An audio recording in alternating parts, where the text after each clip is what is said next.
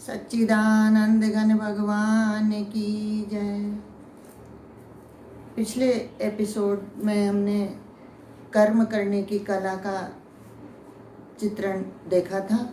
उसमें भगवान ने हमको बताया कि इस सृष्टि चक्र में एक बिल्कुल जो चक्र हो रहा है वह ऐसा चलता है कि उसमें जो उसके नियमित अनुरूप चलता है तो वह उस सृष्टि चक्र में सहयोग करता है, और जो उसके विपरीत चलता है अर्थात सृष्टि चक्र में जो बाधा डालता है उसको तो भगवान ने अघायु कहा है, पापी कहा है। यानी उसमें बाधा डाल करके वो पाप करता है, अपना भी पतन करता है और इस सृष्टि का भी विकारी बनता है, इसमें भी विकार उत्पन्न करता है और अपना कल्याण भी न करके सृष्टि का भी विकार करता हुआ सब जीवों के साथ भी वो धृष्टता करता है। इसलिए भगवान ने उसको अघायु कहा है। और जो सृष्टि चक्र में के पालन में जो साथ चलता है, यानी सृष्टि चक्र क्या, देना देना देना। जैसे देवता हमको देते हैं, फिर हम देवताओं के लिए यज्ञ कर्म करते हुए उनको वापस लौटाते हैं, फिर वो हमको वर्षा के रूप में, बादल के रूप में जल देते हैं और उस जल से फिर अन्न उत्पन्न होता है और अन्न उत्पन्न होकर के फिर उससे यज्ञ होता है। इस प्रकार एक यह सृष्टि चक्र क्रम चलता रहता है और इसी को नियमित करने से सृष्टि में भी शांति होती है और अपने आप को भी शांति मिलती है। अब इसके अतिरिक्त जो भगवान बता रहे हैं, अब आगे के श्लोकों में भगवान कह रहे हैं ज्ञान की महिमा बता रहे हैं और ज्ञानी के अनुसार चलने की महिमा बता रहे हैं। यानी हम जो ये हमारा जीवन है ये कहीं ना कहीं श्रेष्ठ पुरुषों के आश्रय होता है और श्रेष्ठ पुरुषों के आश्रय रहकर ये अपना भी कल्याण करता है और हमसे कोई गलती इससे हो नहीं सकती। अगर हम श्रेष्ठ पुरुषों के अनुसरण में चलते हैं तो हम अपना कल्याण तो करते ही हैं, बल्कि सृष्टि चक्र में भी एक सहयोग मिलता है, इसका भी, इससे अन्य जीवों का भी कल्याण होता है। तो इस प्रकार भगवान ने पहले ज्ञान की महिमा कही कि जो अपने आप में संतुष्ट रहता है, अपने आप में ही तृप्त रहता है, वह ऐसा मनुष्य अपने सब कर्म करता हुआ, लौकिक, इहलौकिक और परलौकिक सब प्रकार के कर्म करता हुआ भी उसका कुछ बंधता नहीं है, बिगड़ता नहीं है और उसके लिए इन तीनों लोकों में कोई भी कर्तव्य शेष नहीं है। इस प्रकार भगवान ज्ञानी की महिमा बताते हुए कहते हैं नेव तस्य कृतेनार्थो न कृते नेह कश्चन न चास्य सर्वभूतेषु कश्चित् अर्थ व्यपाश्रयः। उस महापुरुष का इस विश्व में न तो कर्म करने से कोई प्रयोजन रहता है और न कर्म न करने से ही कोई प्रयोजन रहता है, तथा संपूर्ण प्राणियों में भी इसका किंचित मात्र भी स्वार्थ का संबंध नहीं रहता। यहाँ पर एक बात है कि ज्ञानी का स्वार्थ सिद्धि नहीं रहती, ज्ञानी में स्वार्थ का भाव नहीं रहता, इसलिए ज्ञानी सर्वभूति ते रता हो जाता है और इसीलिए उसको संतुष्टि भी मिलती है, क्योंकि सर्व में अपना हित आ ही जाता है। सबका हित अगर हम सोचते हैं तो अपना हित तो उसमें निहित है ही, तो अपना तो हित बिना सोचे ही हो जाता है, ऐसा ज्ञानी का समझ में होता है। इसलिए उसको अपने आप की कतई अभिलाषा चिंता नहीं होती और वह अपने लिए न करके सब के लिए ही कर्म करता है। इससे अपनी आत्मा का ही विलास उसको सब में नजर आता है, इसलिए उसको न कर्म करने से और न कर्म न करने से कोई प्रयोजन नहीं रहता। यानी उसका कर्म कैसा होता है, एक स्वाभाविक सहज रूप से उसका कर्म होता है। वह न करूं ऐसा आग्रह नहीं करता और मैं ये कर्म करूं ऐसा आग्रह भी नहीं करता, इसलिए उसका किसी प्रकार इस कर्म बंधन से कोई संबंध नहीं होता और वह करता हुआ भी सदा मुक्त रहता है। तो इसलिए अब आगे भगवान कहते हैं कि आसक्ति रहित होकर सदा कर्तव्य कर्म को भली भांति करता रहे। अर्जुन को आज्ञा देते हैं भगवान कि इस प्रकार से सदा आसक्ति रहित होकर के कर्म करने में यह बहुत बड़ी भूमिका है। आसक्ति होने से कर्म बांधने वाला हो जाता है और आसक्ति से रहित होकर कर्म करने से कर्म मुक्त करने वाला हो जाता है। आसक्ति जहाँ होती है वहाँ राग हो जाता है और जहाँ आसक्ति नहीं होती वहाँ प्रेम हो जाता है। तो प्रेम मुक्त करने वाला हो जाता है। प्रेम सदा प्रभु से परम से होता है और आसक्ति सदा अपने संकुचित भाव में मैं होती है। इसका यह अंतर यहाँ भगवान ने बताया, इसलिए कहा कि आसक्ति रहित होकर के भली भांति कर्म कर। इसका आग्रह किया है भगवान ने कि तू समाचर सब तरह से आसक्ति रहित होकर के भली भांति ठीक ठीक करता हुआ परमात्मा को प्राप्त हो जाता है। इस प्रकार अर्जुन को ठीक प्रकार से कर्म करने की आज्ञा भगवान ने दी और आगे बताया कि इस प्रकार से तू कर्मणेव ही संसिद्धिम आस्थिता जनकादयः लोक संग्रहमेवापि संपश्यन् कर्तुम अर्हसि। कि इस प्रकार जनकादि ज्ञानी जन भी आसक्ति रहित कर्म द्वारा ही परम सिद्धि को प्राप्त हुए थे। इसलिए तथा लोक संग्रह को देखते हुए भी तू कर्म करने को ही योग्य है, अर्थात तुझे कर्म करना ही उचित है। यहाँ भगवान जनक जी का दृष्टांत देते हैं। जनक जी के लिए कहा जाता है कि जनक जी ने भोग में योग को छुपा करके रखा। देखने में जनक जी राजा हैं और बहुत संपन्न राज्य का उन्होंने शासन किया है, संभाला है और बहुत जनक जी की बहुत ऊंची भूमिका है, विदेह उनको कहा गया है। तो यहाँ जनक जी का दृष्टांत देते हुए भगवान कहते हैं कि इतना ज्ञानी विदेह होते हुए भी, और वह स्वयं विदेह नहीं, विदेह नगरी कहा जाता है। विदेह नगरी यानी जनक जी के राज्य में सब ज्ञानी हैं, बड़ा विवेक है वहाँ पर। तो इस प्रकार होते हुए, इतना ज्ञानी होते हुए भी राजकाज संभालने का सब कर्म समाचर सब भली भांति वो करते हैं और उसमें बंधते भी नहीं हैं। तो यहाँ जनक जी का उदाहरण दे करके और भगवान बता रहे हैं कि वह भी ज्ञानी होते हुए भी ठीक ठीक प्रकार से भली भांति अच्छा कर्म करते हुए सिद्धि को प्राप्त हुए हैं। इसलिए भी जनक जी को हुआ है। एक बड़े लोगों का दृष्टांत देने से उसका हमको आश्रय मिलता है। और यहाँ भी हम देखते हैं संसार में भी कोई न कोई हमारा रोल मॉडल होता है, किसी न किसी को हम आदर्श बनाते हैं और उसके अनुरूप चलने का हम प्रयत्न करते हैं और उसके गुणों से प्रभावित होकर उसी प्रकार से हम चलने और उसी प्रकार से हम बनने का प्रयास करते हैं। तो इसलिए भगवान ने जनक जी का दृष्टांत दे करके कहा कि इतना बड़ा योगी होते हुए भी, संपूर्ण राज्य का भोग करता हुआ भी वह कहीं बंधता नहीं है और बल्कि आगे हमारे लिए आज तक भी वह दृष्टांत बने हुए हैं। उस प्रकार से ठीक ठीक प्रकार से अर्जुन को कर्म करने की आज्ञा देते हैं। तुझे यही करना चाहिए, ऐसा कह करके भगवान बताते हैं कि यत यत आचरति श्रेष्ठ तत्तत् देवेतरो जनः स यत प्रमाणम कुरुते लोकस्तदनुवर्तिते। क्योंकि श्रेष्ठ पुरुष जो जो आचरण करता है, अन्य पुरुष भी वैसा वैसा ही आचरण करते हैं। वह जो कुछ प्रमाण कर देता है, समस्त मनुष्य समुदाय उसी के अनुसार बरतने लग जाते हैं। क्यों? कोई श्रेष्ठ बड़े लोग जो होते हैं, जिनकी ज्ञान में, विज्ञान में और अन्य कर्मों में, भक्ति में जिनकी श्रेष्ठता है, उसके अनुसार जब हम चलते हैं तो हम भी उसी के अनुसरण करते हुए उसी की प्रकार से कल्याण को, सिद्धि को प्राप्त होते हैं। तो इस तरह से जनक जी का दृष्टांत दे करके भगवान ने ये बताया कि हम जो श्रेष्ठ महापुरुष हैं, जैसे वो चले उसी प्रकार से हमको भी उनके प्रशस्त मार्ग पर चलना चाहिए, जिससे जैसे उनका कल्याण हुआ हमारा भी कल्याण हो जाएगा। अब आगे भगवान अपना दृष्टांत देते हुए बताते हैं कि मुझे इन तीनों लोकों में कुछ भी कर्तव्य शेष नहीं है।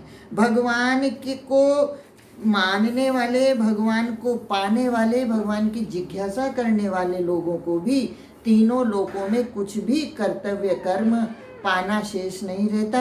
क्यों? क्योंकि उनकी कामनाएं नष्ट हो जाती है, जिससे उन कामनाओं के नष्ट होने से उनको कुछ भी पाना शेष नहीं रहता। इसलिए उनके लिए जब पाना शेष नहीं है तो करना भी शेष नहीं रहता, तो वह संपूर्ण कर्म से अपने आप एक तरह से मुक्त हो जाते हैं। तो ऐसे ही भगवान कहते हैं मुझे यहाँ न कुछ पाना शेष है और न कुछ ऐसा है कि जो मुझे न मिला हो।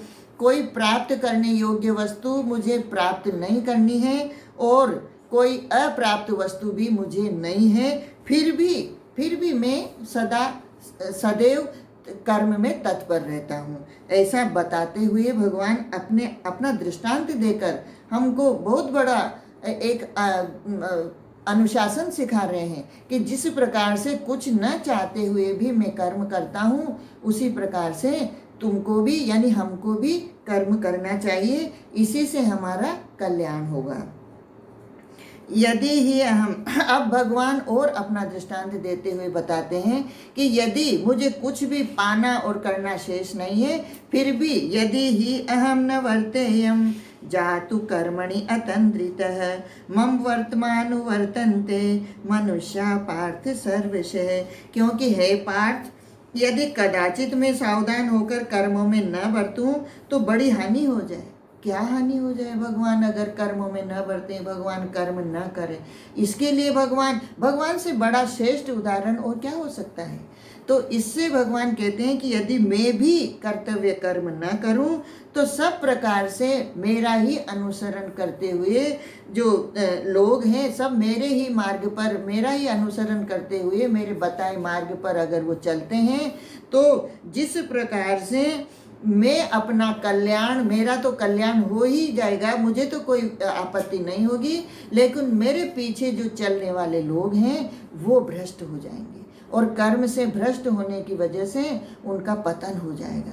तो इस प्रकार से भगवान का तो कुछ भी नहीं बिगड़ते हुए भी भगवान कहते हैं कि यदि मैं न करूं तो भी मेरा कल्याण तो नहीं रुकेगा, मेरा तो कल्याण की आवश्यकता अपेक्षा ही नहीं है, फिर भी मैं दूसरे लोगों को पतन करने वाला माना जाऊंगा। यहाँ पर ये बहुत बड़ी बात भगवान ने कही है कि इसलिए भगवान भी जब जब अवतार लेते हैं तो अपनी जिस अवतार में होते हैं उस मर्यादा में रहते हुए वो अपना कर्म समुचित प्रकार से करते हुए आदर्श प्रस्तुत करते हैं। क्योंकि हम सब प्रजा जो भगवान के, हम सब जो जीव भगवान के हैं, वह सब उनको देखकर ही उन्हीं का मार्ग बताया हुआ अनुसरण करते हैं, उसी मार्ग पर चलते हैं। इसलिए भगवान कहते हैं कि अगर मैं स्वयं ही कर्म से च्युत हो जाऊं तो सारी प्रजा भी च्युत हो जाएगी और वह अपना कर्म न करते हुए पतन को प्राप्त हो जाएगी।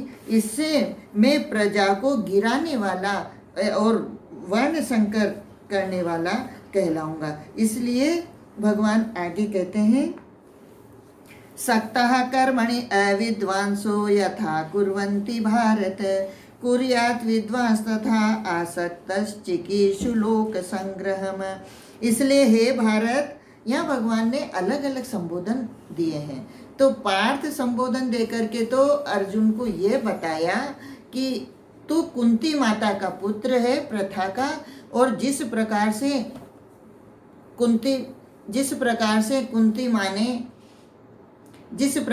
कुंती माँ ने अपना आचरण रख करके और सिद्धि प्राप्त की है, अपने को श्रेष्ठ भगवत अनुरागी बनाया है, उसी प्रकार से पार्थ संबोधन देके भगवान कहते हैं कि तेरा आचरण तो श्रेष्ठ होगा ही, होना ही चाहिए, क्योंकि तू कुंती माँ का पुत्र है। इसलिए भगवान ने पार्थ संबोधन दिया।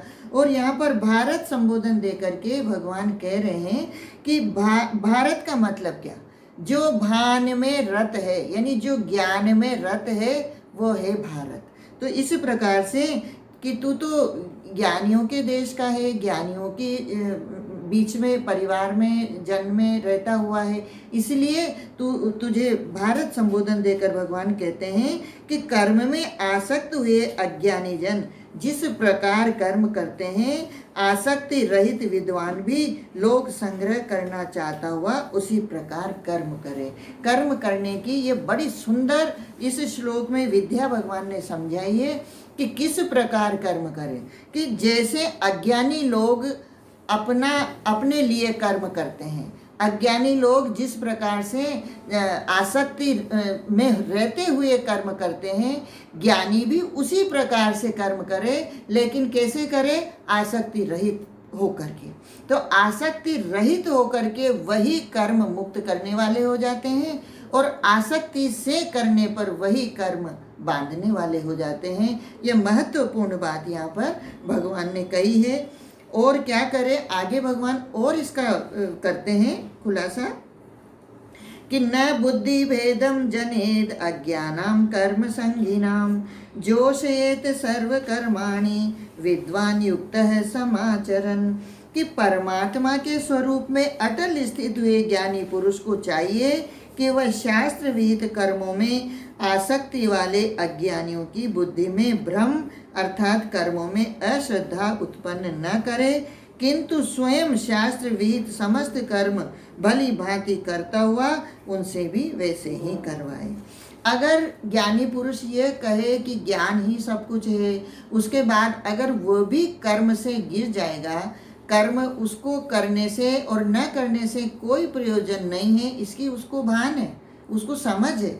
लेकिन जो लोग ये नहीं जानते और आसक्त होकर के कर्म करते हैं, तो ऐसे ज्ञानी जन को चाहिए कि वह ऐसे अज्ञानी लोगों की बुद्धि में भ्रम उत्पन्न न करे, क्योंकि जब अज्ञानी जीव कर्म को छोड़ देंगे तो वह निष्क्रिय होकर के और निष्कर्म होकर के निष्क्रिय होकर के पतन को प्राप्त हो जाएंगे। लेकिन ज्ञानी जन तो आसक्ति रहित होकर के वह भी भली भांति कर्म करे।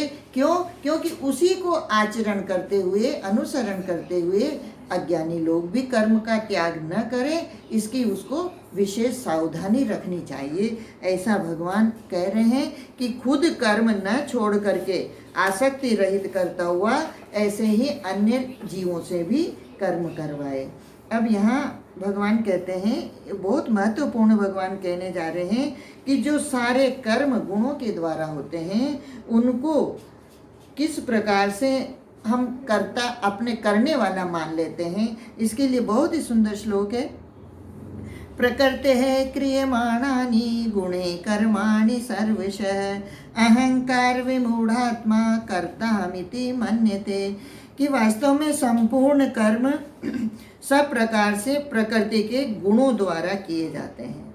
हमने चर्चा करी थी कि सब कर्म कैसे होते हैं। इसमें प्रकृति ही महत्व रखती है, प्रकृति ही कारण है। कि संपूर्ण कर्म मन से संकल्प होता है, चित्त से जो संस्कार है उसका उदय होता है, फिर मन संकल्प करता है, उस संकल्प का बुद्धि निश्चय करती है, और बुद्धि निश्चय करने के बाद मन ज्ञानेंद्रियों कर्मेंद्रियों के माध्यम से विषयों तक जाता है, फिर उन विषयों को ग्रहण करता है और उन विषयों से ग्रहण करके अपने अनुकूल प्रतिकूल समझ लेता है, बना लेता है। जो उसको अनुकूल पड़ता है उसके लिए वह बार बार प्रयास करता है, जो प्रतिकूल पड़ता है उसको वह हटाना चाहता है। इस प्रकार से ये एक प्रकृति के माध्यम से सारा कर्म होता है, और सारे कर्म इसी प्रकार से होते हैं। चाहे वह आसक्ति रहित होकर किए जाएं या आसक्ति सहित किए जाएं, इसमें अज्ञानी और ज्ञानी दोनों के कर्म करने का तो यही फॉर्मूला है। इसी प्रकार से यानी गुणों से ही सब कुछ कर्म किए जाते हैं, और इन गुणों के अतिरिक्त कर्म और कुछ नहीं होता। यानी कर्म करने में सहयोग कौन करता है? प्रकृति। कर्म का कर्ता कौन है? प्रकृति। और प्रकृति गुणों के माध्यम से कर्म करती है। फिर भी संपूर्ण कर्म सब प्रकार से प्रकृति के गुणों द्वारा किए जाते हैं। तो भी जिसका अंतःकरण अहंकार से मोहित हो रहा है, फिर भी प्रकृति द्वारा होने पर भी जिसका अंतःकरण अहंकार से मोहित है, यानी जिसमें मैं करता हूँ अहम भाव है, ऐसा अज्ञानी मैं करता हूँ ऐसा मानता है, तो उसको भगवान ने अज्ञानी कहा है, विमूढ़ कहा है कि वह ऐसा अज्ञानी है। वह ये जानता नहीं है कि करता कौन है, मैं तो करता हूँ ही नहीं, क्योंकि मैं इस प्रकृति से परे आत्मा तत्व हूँ, और आत्मा में मेरी मैं आत्मा है, और मैं आत्मा में स्थित होकर के कोई कर्म होता ही नहीं है। आत्मा में कर्म और क्रिया, परिवर्तन, विकार ये है ही नहीं, ये सब प्रकृति के अंश हैं, प्रकृति में होते हैं, इसलिए इसमें मेरी मैं नहीं है। प्रकृति के द्वारा कर्म किए जाने से मैं अपने आप में स्थित होता हुआ कर्म से परे मुक्त हो जाता हूँ। यह तो एक कर्म से मुक्त होने का स्वरूप है, लेकिन ऐसा अज्ञानी पुरुष ऐसा न मानता हुआ, ऐसा न जानता हुआ अपने आप को ही कर्ता मानता है। तत्ववित्तु महाबाहो गुण कर्म विभागयो गुणा गुणेषु वर्तन्ते इति मत्वा न सज्जते। परंतु हे महाबाहो, गुण विभाग और कर्म विभाग के तत्व को जानने वाला ज्ञान योगी संपूर्ण गुण ही गुणों में बरत रहे हैं, ऐसा समझकर उनमें आसक्त नहीं होता। पहले भगवान ने अज्ञानी की, विमूढ़ पुरुष की बात बताई कि वह ऐसा नहीं जानने से कि गुण ही गुणों में बरत रहे हैं अथवा प्रकृति में ही क्रिया हो रही है, और इस प्रकार प्रकृति की क्रिया से ही कर्म सिद्ध हो रहे हैं, कर्म हो रहे हैं, ऐसा वह नहीं जानता, इसलिए उसको भगवान ने विमूढ़ कहा है। परंतु ज्ञानी पुरुष क्या करते हैं कि वह गुण विभाग और कर्म विभाग के गुणों से, 3 गुण हैं सत्व रज तम, इन 3 गुणों के आश्रित रहता हुआ ही जीव प्रकृति के माध्यम से सब कर्म होते हैं, सब कर्म करता है, ऐसा वह नहीं मानता क्योंकि वह नहीं जानता।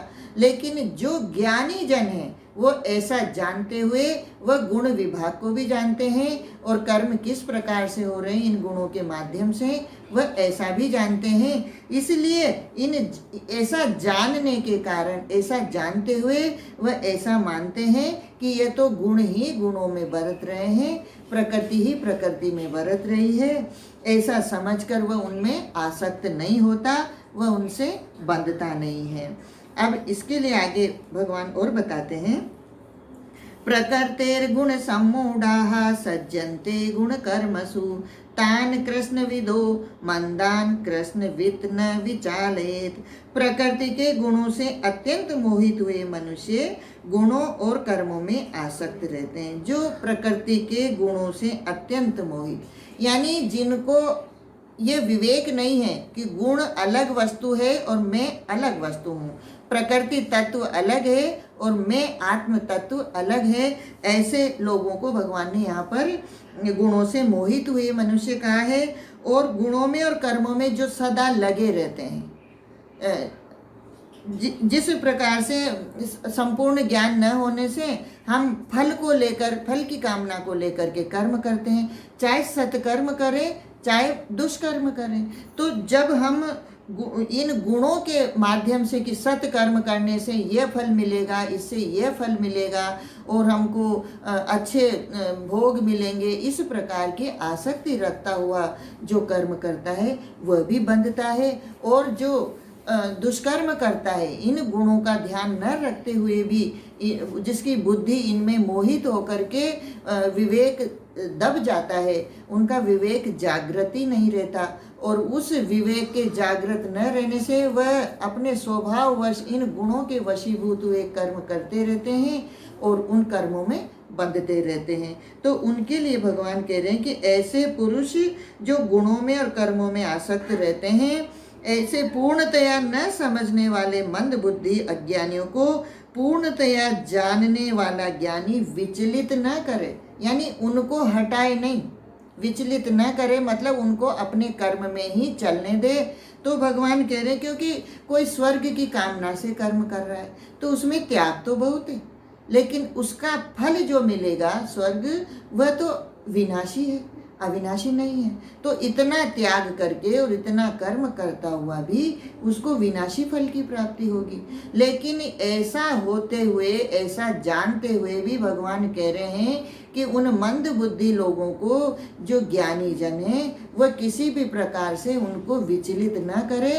क्यों? क्योंकि विचलित करने से, जब वह कर्म की महिमा उनके गौण कर देंगे और ज्ञान की महिमा बताएंगे, तो उस कर्म की महिमा गौण होने से वह कर्म को तो छोड़ देंगे, लेकिन ज्ञान की महिमा, ज्ञान अभी उनको समझ में आया नहीं है, तो इसलिए वह उन कर्मों को छोड़ देने से पतन को प्राप्त हो जाएंगे।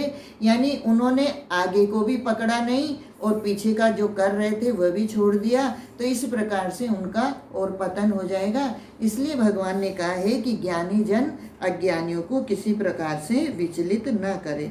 अब यहाँ पर भगवान बता रहे हैं, एक सूत्र दे रहे हैं, इस 30वें श्लोक में एक सूत्र दे रहे हैं कि किस प्रकार से कर्म करता हुआ जीव कल्याण को प्राप्त होता है।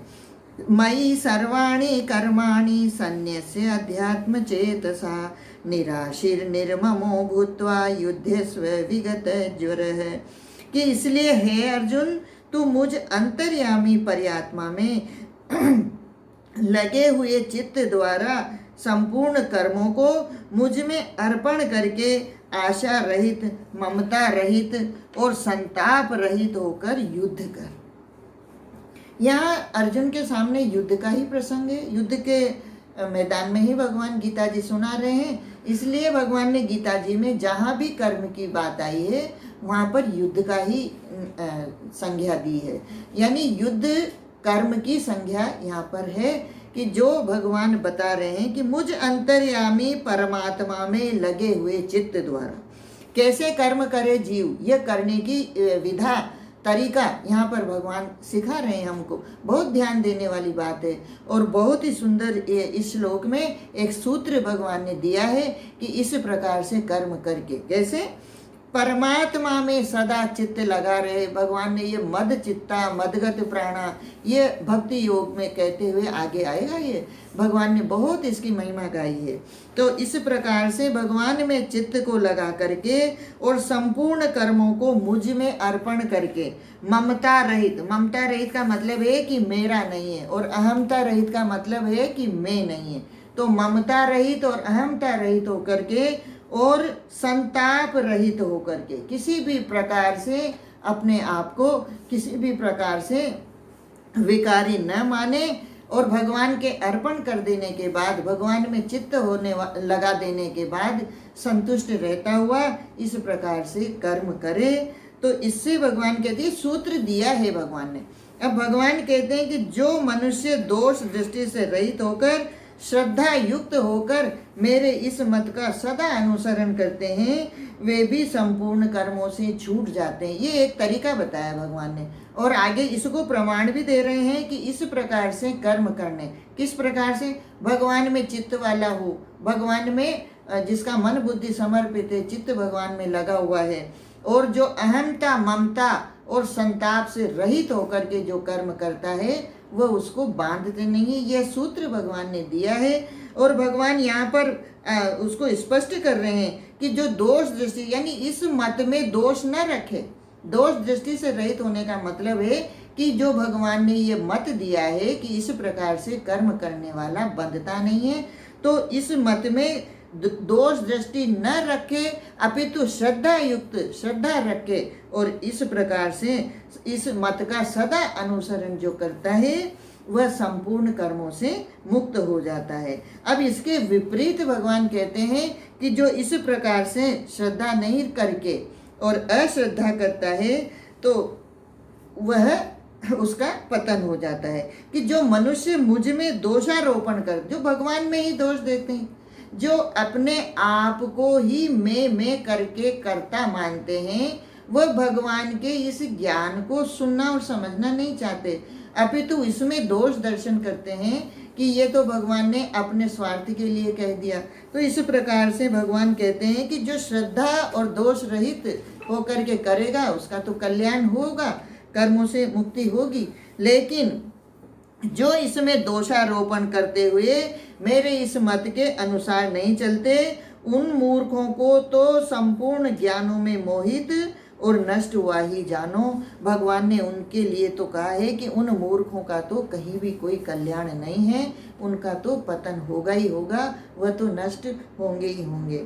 तो इस प्रकार से भगवान आगे कहते हैं, सदृशम चेष्टते स्वस्याः प्रकृतिर्ज्ञानवानपि प्रकृतिम यान्ति भूतानि निग्रह किम करिष्यति।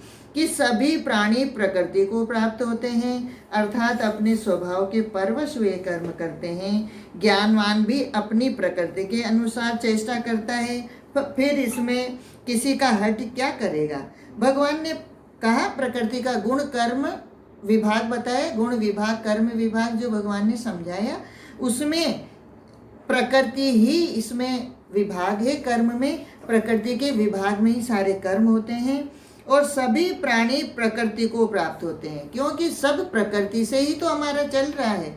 हम सब प्रकृति में ही आ रहे हैं, जा रहे हैं, इसी में सब कर्म कर रहे हैं। हमारा जन्म मरण रहना सब इस प्रकृति में ही है। और यह अपने स्वभाव के परवश हुए, ये स्वभाव की बात यहाँ पर जो भगवान ने ली है कि ज्ञानी भी अपने स्वभाव से ही कर्म करता है और अज्ञानी भी अपने स्वभाव में रहता हुआ ही कर्म करता है। परंतु इसमें भेद क्या है, फर्क क्या है कि ज्ञानी का जो स्व होता है, इसमें स्व की भाव तो सब में एक ही है, लेकिन ज्ञानी का जो स्व होता है वह आत्मस्थित होता है। और आत्मस्थित होने से वह आत्मस्थित हो, आत्मरत होकर के अपने आप को आत्मा मानता हुआ आत्मभाव में स्थित रहता हुआ कर्म करता है। इसलिए वो बंधता नहीं है, कर्ता उसी स्वभाव में है, कर्म वह भी उसी प्रकार से करेगा, लेकिन आसक्त नहीं होगा।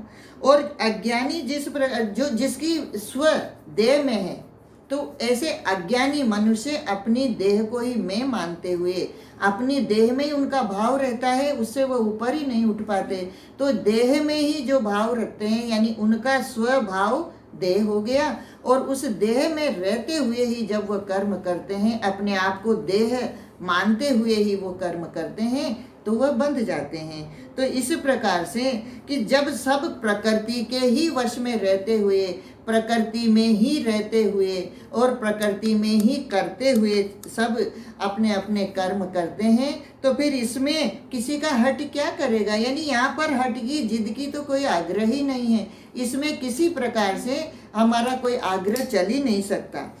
कैसे? इंद्रियस्य इंद्रियस्यार्थे राग द्वेषो व्यवस्थितो तयोर्न वशम आगच्छेतो हि अस्य परिपंथिनो। इसलिए मनुष्य को चाहिए कि इंद्रिय के अर्थ में, अर्थात प्रत्येक इंद्रिय के विषय में राग और द्वेष छिपे हुए स्थित हैं। मनुष्य को उन दोनों के वश में नहीं होना चाहिए। इसलिए मनुष्य को चाहिए, यहाँ पर क्या करें हम इससे मुक्त, अपने स्वभाव से करते हुए मुक्त होने के लिए, कि इंद्रिय के अर्थ में, इंद्रियां ही इंद्रियों के विषय में बरतती है, और उसमें जो राग द्वेष छिपे हुए हैं इंद्रियों, क्योंकि इंद्रियों में जहाँ द्वैत होगा वहाँ पर द्वंद्व तो होगा ही, द्वैत होगा तो द्वंद्व होगा, तो राग द्वेष होंगे। इसलिए उन राग द्वेष में के वश में न हो करके, यानी राग द्वेष से द्वंद्व से ऊपर उठ करके और उसको कर्म करना चाहिए, क्योंकि वे दोनों ही इन कल्याण मार्ग में विघ्न डालने वाले हैं। ये राग और द्वेष कल्याण, जीव का कल्याण नहीं होने देते। राग द्वेष में के वश में रहता हुआ ही जब मनुष्य कर्म करता है तो उसका पतन हो जाता है। इसलिए भगवान ने ये राग द्वेष से रहित होकर के कर्म करने की आज्ञा दी। आगे भगवान कहते हैं, श्रेयान् स्वधर्मो विगुण परधर्मात् स्वनुष्ठितात् स्वधर्मे निधनम श्रेयः परधर्मो भयावह। कि इसलिए उन दोनों को जीतकर, राग द्वेष को जीतकर सावधान हुआ, स्वधर्म का आचरण करे, क्योंकि अच्छी प्रकार आचरण में लाए हुए दूसरे के धर्म से गुण रहित भी अपना धर्म अति उत्तम है।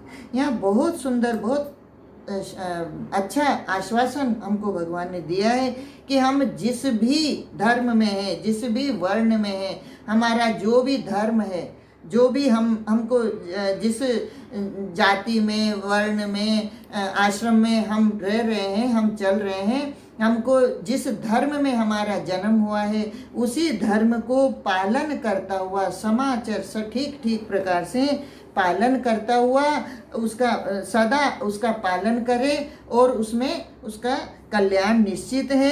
अगर दूसरे का धर्म गुण रहित होता हुआ भी, जिसमें दूसरों का धर्म अगर बहुत गुण वाला है और हमारा धर्म गुण रहित भी अगर है, तो भी हमको अपने ही धर्म में रहना चाहिए, क्योंकि अपना धर्म कल्याण करने वाला है और पर धर्मो भयावह, जो पर धर्म है वह भय देने वाला है। इसमें यह एक सामान्य गुण धर्म की तो चर्चा है ही, पर इसमें मैं समझती हूँ कि इसको हम अपने लिए इसका इस प्रकार से प्रस्तुत करें कि हमारा पर क्या है और हमारा मैं क्या है, इसको हमको समझना चाहिए। तो मेरा मैं तत्व तो आत्म तत्व है और ये जो पर तत्व है ये शरीर है। शरीर भाव रखना पर तत्व है और आत्म भाव रखना मैं तत्व है। मैं आत्मा में स्थित होता हुआ अपने धर्म का पालन करता हुआ कल्याण को प्राप्त हो जाऊंगा, और इस शरीर पर में अगर मेरा भाव रहेगा, पर धर्म यानी शरीर में आसक्ति रहेगी, शरीर से प्रेम रहेगा, शरीर के धर्मों को अपना धर्म मानूं, तो इससे ऐसा मानते हुए निश्चित पतन हो जाएगा, इसमें कल्याण नहीं हो सकता। इस प्रकार से भगवान ने यहाँ तक ये चर्चा करी। अब इसके बाद अर्जुन प्रश्न करेंगे और फिर उसका हम अगले एपिसोड में लेंगे और उसको अगली बार उसकी चर्चा करेंगे। यहाँ पर इतना ही कहकर वाणी को विराम। जय श्री कृष्ण।